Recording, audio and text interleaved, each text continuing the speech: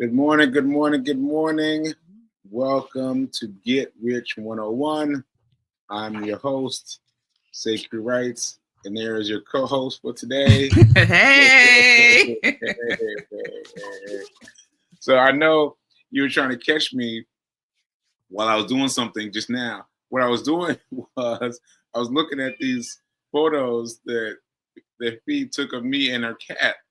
I was like, oh my God, look at all these photos. so very funny photos.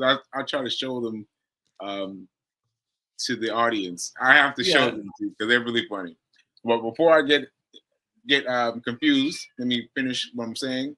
So shout out to shout out to New Thought Media Network for giving me the space and the power to do this show for as long as I have. And just a reminder that we are telling you what we know from our experience, but we invite you to acknowledge what we know and add your own facts to it. Add your own facts Yes. to it. Ashe. Yes. Yeah, Ashe. Ashe. Okay. So I'm scared not to go right into it because I remember what happened last time. we talked about everything else. It was a great show. It was a great show. It was definitely what I needed. I wanted to give the people what they came here for. So let's talk about money. Let's talk about money. I hear Nelson in the background. Yes, Nelson is wilding out. He was right here. He was right here, right next to me, until just now.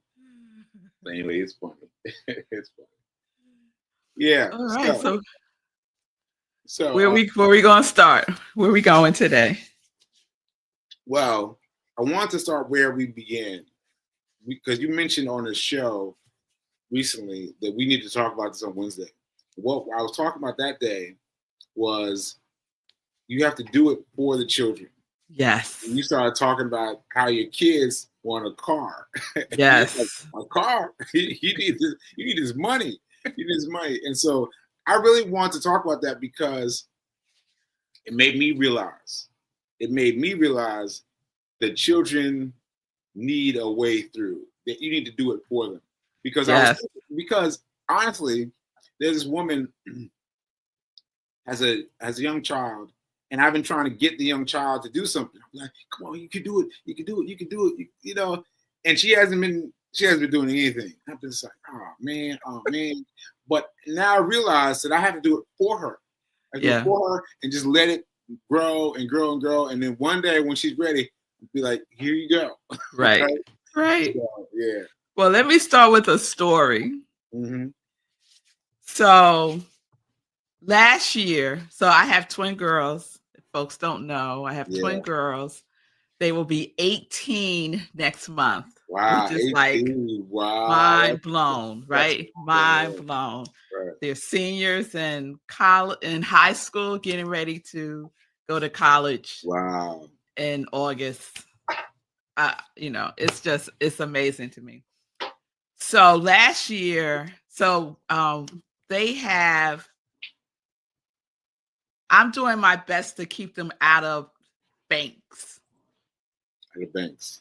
Right. The big banks. When they were in the third grade, the school that they went to had financial literacy, and they started teaching the children financial literacy in the third grade. They went to a community bank and opened accounts for the children. The parents had to sign off on it, and they had passport accounts. You remember you had a little passport, and then you would go in. Oh, I should have. I had little passport books. Mm. And whenever you do a transaction, it will be reflected in your book. Okay. So they still have that. You have that up until the age of 18. Mm. So last year, what would happen is they would have money days at school, and they would bring in money, and then the money would be deposited for them in their accounts. This is in the third grade. Wow. So they're probably 8, 9 years old, something like that. So they were familiar with the bank environment. They were familiar with how to make a deposit. So they had some knowledge of this at a very young age. Right. Very young. But it didn't really mean much for them. Right. So last year, a couple of years ago, I opened up a credit union account for them. And it's attached to me. And that is where I do all my transactions with them. So they get their allowance, I put it in their account. If they need money, I put it in the account, all of that. So last year I told them, listen, we need to up your savings game. Right. Because everything is just going out, out, out, out. And Right. they're not saving anything. Right. So last year I told them, because they have a checking and a savings account, that I'm going to put money into their savings account, a little bit, like $1 a week. And you don't touch it. Mm-hmm. And at the end of the week, whatever amount you have, I will double it. Mm-hmm. Right? Right. So I figured that was a good incentive, right? Right. Let me tell y'all, they spent every cent. What? They spent every cent. When the end of the year came, oh no, they might have had a quarter. Oh no. Right? So I asked them, why would you spend all of the money when you knew at the end of the year, whatever I have in there, it's going to double? Right. They look at me like I got two heads. So it means nothing to them. Right. Now they do have stocks because when we first started Sekou talking about stocks. Yeah. And every time they would want us something big, I would say, well, you need to have some stock in that. So they would purchase stock.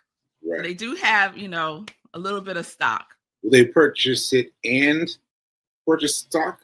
Like they want something big, they buy stock and the thing? Yeah. So like, for example, back in 2021 or so, 2022, Zola was fascinated with Teslas.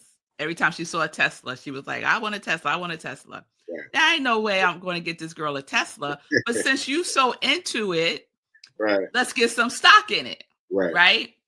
And Aria loves Converse. Wonderful. So you go find out about Converse and we'll get some stock in Converse. What she found out was that Nike owns Converse. Wow. Who knew that? Who knew, right. So, but still, doesn't really register, right? They got it. Doesn't really mean much to them. So now the conversation is cars because they're going to be 18. They're going to graduate from high school. Right. And what do you get when you graduate from high school and you're going to college? A car. Your parents buy you a car, right? Now, my parents, my mother did not buy me a car when I graduated from high school, nor did anyone in my whole family get a car when they graduated from high school. Never mind, I didn't know how to drive. And right now, neither do they. So Zola wants a car. She has picked out the car and everything. And Aria doesn't necessarily want a car. Aria wants to be driven. So she doesn't want a car. Okay. She wants to be driven. Okay. All right. So this is what they want. So I told them, well, for your 18th birthday, this is what you're going to get. You're going to get a Roth IRA. Right. And they're like, a what? And I told them what it was. And I said, if we put money into a Roth IRA from the time you're 18 to around 26, 28, you don't have to put anything else in. And then by the time you're 59 or whatever, you'll have $1 million. Right. So that's what we're going to do. Right. Are they excited about this? No. They know they are not excited about it They're Mm. funding it themselves because they have savings from when they were in the 3rd grade. Mm. So that's the plan. So yes, we have to do it for our children because for them it's about instant gratification, especially for children who are coming up now. Yeah. Everything is instant gratification. It is Yeah. like, why can't I have it now? Right. And a lot of parents of children of this generation contributed to that. I confess, I have contributed to this idea that I can have it right now. Right. They ask me for something and I will make a way to make it happen. Yeah. Now, that's not necessarily good. I'm not Right. saying it's bad Yeah, either, right. but Yeah. I'm a co-creator in the way that they a co-conspirator in the way that they regard money, Yeah. you know? Yeah. Yeah. I was thinking about that as you were talking, and they're cusping now from high school to college, right? And I've told this story a few times here on the show, but I received a payment of stocks from my grandmother in college. Now that's what I forgot to tell people, that I was in college. I was in college. Now, not no freshman. I was already in college, and you would think that at that time period, I would be like, oh, money. Let me keep this aside. Let me hold it aside. How much of that money did I save? Zero. Zero. Big fat goose egg. I held that back, zero. And you know what? My thinking was, I'm going to spend money on this album because this album is going to blow up. This album is going to blow up, and I'll be a millionaire in seconds once this album comes out, right? And so I spent all the money on the album, and that album is still sitting around the house. Still sitting around. Like, it did not make a difference in my life. But if I had saved that amount, if I had saved the amount of, what did she give me? She gave me IBM stock. She gave me IBM stock. If I had just saved it, if any one of them had come to me and said, "Hey, Sekou, you need to leave this alone," right? But would you have listened to them? No, I probably wouldn't have listened. But at least I would have that memory. Memory kicking around. But I might have saved like $100 or something small. But I didn't save anything. But now that amount would be worth, I shake my head when I think about it.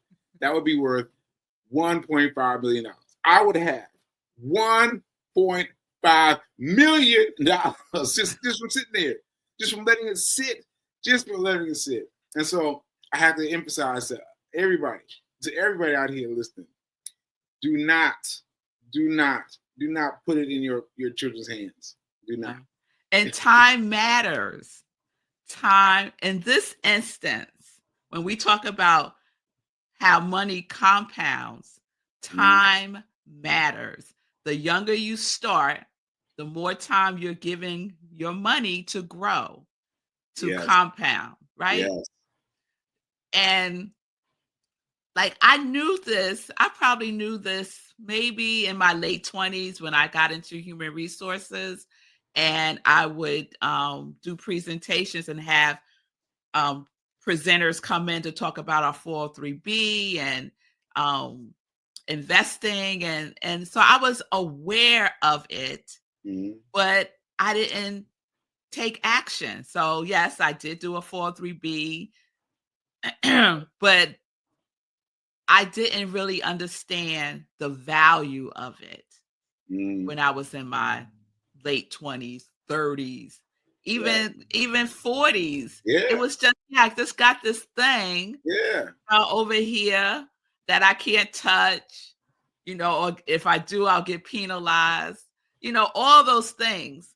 Yeah. But the true value of it, I did not comprehend to the fullest extent. Yes. Um, I'm gonna double yes. down. I'm gonna double down on what you just said. Because in terms of ages, I mean, I don't even know how old I was, but I was working at Time Incorporated. I was temping there. And one of the first things they did was they gave me profit sharing. And I was like, what? You gonna give me some money? Like what? And they gave me money and it was profit sharing. And so I was like, all right, that's good because building this little nest egg that I will spend. I will spend. I let it grow and grow and grow. And then I quit my job and took the money and spent it on the marketing for my book. Once again, believing in the creative dream that I want to spend my money on this book. This book is going to go crazy, and I will win through the book. And all I need is one book. And once again, nothing. Once again, nothing. And so you have to. So this is past college. This is past, into the working age, like all the things. But emotion. Oh, what's the quote? That money is about emotion, not about math and science. Not about math. So it's not about, you don't think about it in terms of plus signs, and you should, but you think about it in terms of emotionality. Like, how do you feel about money? And we don't learn that until much, much, much too late, right? Yes. It's about money, Yes. And it's definitely emotional because the way that I am with my girls around money is definitely led by my emotions. And that came to a head for me, I think it was last year as well, because Marco and I got into an argument about me just giving them money every time they asked for money. Right. I would just put it in their account. And so they would spend past their allowance, right? They would spend past their allowance before the end of the week, and then they would text you, "Oh, mommy, could you send me $20?" And I'd be like, "Boop." Yeah. "Oh, mommy, could you send me?" Boop. Right? And he's like, "What are you doing?" And I'm like, "They need money for whatever. He said, "They need to learn how to budget their money. You cannot be just giving them money every time they ask for it." And I said, "Well, I don't do it every time they ask for it, but most of the time, like, yeah." And that was coming from an emotional place because when I was growing up, we had no money. Right. And I always felt a certain kind of way when I would go out with my friends and they would be buying pizza and a Coke at lunchtime, and I got my lunch that my mother made from home because we didn't have money to buy lunch out every single day. Nor did my mother want me eating from other people. That's a whole nother thing. Right. So my mother made our lunch. And I was like, so that emotion of lack and not enough and all that stuff was driving how I was being with my girls around money. Right. Like, I never wanted them to have the experience of being out with friends and everyone is buying something or doing whatever, and they can't because they don't have the money to. Total emotion. Yeah. Right? Yeah. And not good for them. Yeah. It's like going from one extreme to the other. Right. So once I'm in this argument with Marco that escalated, not for him, but it was escalating for me. I had to say, "Okay, honey, wait a minute. This is about something else." Right. Because I am so upset. It cannot be about me just giving the girls money. Right. There has to be more to it than that. So I was like, let's just take a pause before I say something that I regret. Right. That has nothing to do with you. Let me get myself together and figure out what this is all about. And that's what I did. And that's what it was. When I peeled it all the way back, that feeling, right? All the way back, all the way back, all the way back. It landed me in my childhood. Mm. And that feeling of not having enough. Like, first of all, congrats for being able to do that, for being able to say, time out, time out, time out, and then be able to go within and to find that answer. Like, that's grade A. That's grade A. You know what I'm saying? Like, that is really dope. That's really dope. Well, normally, whatever we're really upset about, whatever's happening and we get upset about it, Yeah. it's usually not the thing that we're upset about. Right. It usually is not that. So we can put a pause and see what it really is about and get curious about it. You know, that's why relationships are so important. And so our relationship with money is important. Right. So that emotion that we feel about money Yeah. is also part of our narrative that Right. usually starts when we're children. Okay. Okay. So tell us what you did with the money, like for your twins. Did you get them at Roth IRA? What did you do? Oh, so they're turning 18. So when I went to see our financial advisor, wealth manager, Chris Bygrave, Yes, yes, yes. I told him Who works at Charles Charles Schwab. Who works at Charles Schwab. Reminding everyone, go to Charles Schwab. Go to Charles Schwab. Go to Charles Schwab. So when I went to see him, I told him about the girls and what I wanted to do for them because I thought I could do it right then. And he said, no, they have to be 18. So they have a different before Charles Schwab, I was with TD Ameritrade. Okay. Ameritrade, yeah. Right. And so when I was with them, they have it's like a custodial investment account. Okay. So it's their account, but it's under me because you have to be 18. Okay. So once they turn 18, I'll open up the Roth IRA with Charles Schwab. We'll roll over the money that's in that custodial account into the IRA, along with the savings that they have in the account they've had since they were in the 3rd grade. Okay. So we'll roll all that over into the Roth IRA, and they'll have, the beginnings of a nest egg, if you will. Right. And they can't access it, right? Well, that's the thing. That's the thing, because they're 18, they can access it. But I'm not going to tell them that. Right. Exactly. Do not tell them. People watching at home. You watch from home. If you're giving your kids the free reign, don't do it. Don't do it. Don't do it. Take the reins for yourself. Because you can see what happened. Yeah. My experiment with putting money in, saying don't touch it, whatever you have at the end of the year, I will double it. Gone. And they had cents. They had nothing. A quarter. It was less than $1. Less than $1. That's a great experiment, but that's it. So that's more than likely that would happen if I told them, especially going into college. Yes. Going into college, all the things to spend money on, all the people you want to spend money on, all those things, and all the dreams for me, all the dreams of blowing up. I'm gonna do this. I'm gonna do that. I'm gonna do the other. And, I never let that dream go that I was going to hit something. But now I'm realizing that I need to hit the money first. I need to hit the money ball first, and then grow everything out from there. Yeah. Or, a blend, maybe a blend of the two, but not everything. Don't spend everything. So the conversations that I'm having with them now, I don't know if this is still allowed on college campuses. Yeah. Where they will allow credit card companies to set up house on campus and give these college students credit cards.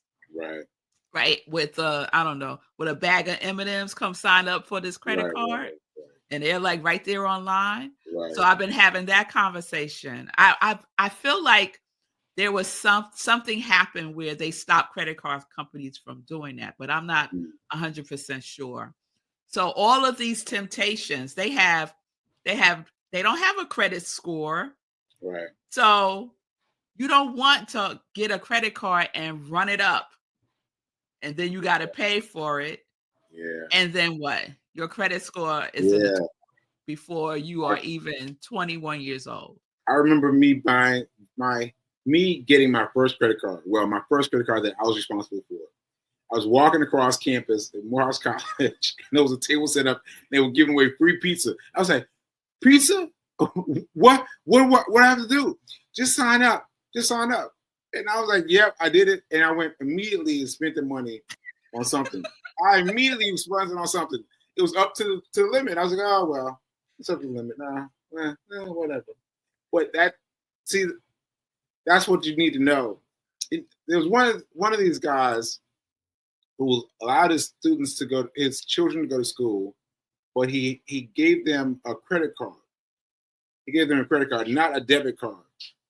And I'm trying to get this right.